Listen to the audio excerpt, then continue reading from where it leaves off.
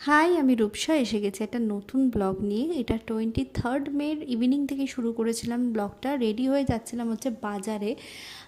বাজারে গেছিলাম একটু মাছ, সবজি এবং আরও কিছু কেনাকাটা করার ছিল। বিকজ অফ 24 মে ছিল আমার হাজব্যান্ড মানে অর্ঘ্যর বার্থডে। তো সেটারই কিছু সারপ্রাইজ প্ল্যান করেছিলাম, যার জন্যই যেতে হয়েছিল বাজারে।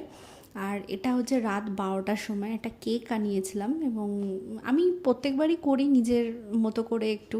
তো এইবারও সেটাই করেছিলাম নিজের মতো করে। তো ও খুব সারপ্রাইজও হয়েছিল এই জিনিসটা নিয়ে।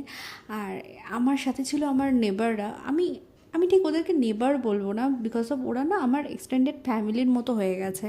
একটা ফ্যামিলি থাকলে ঠিক যতটা সাপোর্ট পাই বা যেরকম সাপোর্ট পাই, ওরা থাকলেও ঠিক মানে সেরকমই সাপোর্ট পাই আর কি।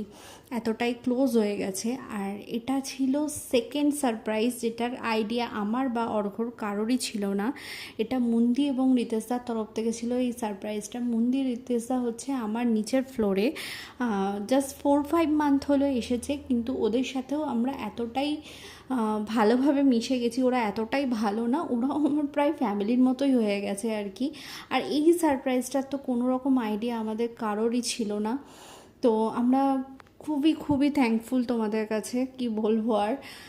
খুবই মজা হয়েছিল, অনেকক্ষণ ধরে আড্ডা মারছিলাম, বেশ মজা করেছিলাম। আর আর কি বলবো, থ্যাংক ইউ সো মাচ।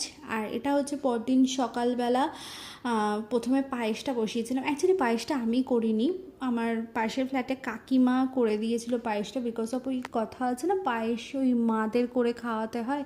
তো অর্ঘ্যর মা তো এখানে থাকে না, ওদের হোম টাউনে থাকে। তো সেই হিসেবে কাকিমা পায়েস করে দিয়েছিল, আর আমি যতটা পেরেছি পঞ্চব্যঞ্জন সাজিয়ে দিয়েছি। মহারাজা খেতে বসেছে। এটা হচ্ছে সন্ধেবেলা, আমি রেডি হয়ে বেরোচ্ছিলাম আমরা আর কি। আমরা বেশিক্ষণ ঘরে থাকতে পারি না, তো সেই জন্য রেডি ফেডি হয়ে আমরা যাচ্ছিলাম একটু ঘুরু ঘুরু করতে।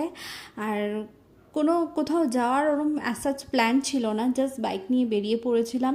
একটা লং ড্রাইভ করলাম বাস। তারপর হঠাৎ করে মনে হলো চলো একটু ডুলুংয়ের কাছ থেকে ঘুরে আসি। ডুলুংয়ের সাথে তো আগের ব্লগেই তোমাদের আলাপ করিয়েছিলাম, ও আমার দিদির মেয়ে।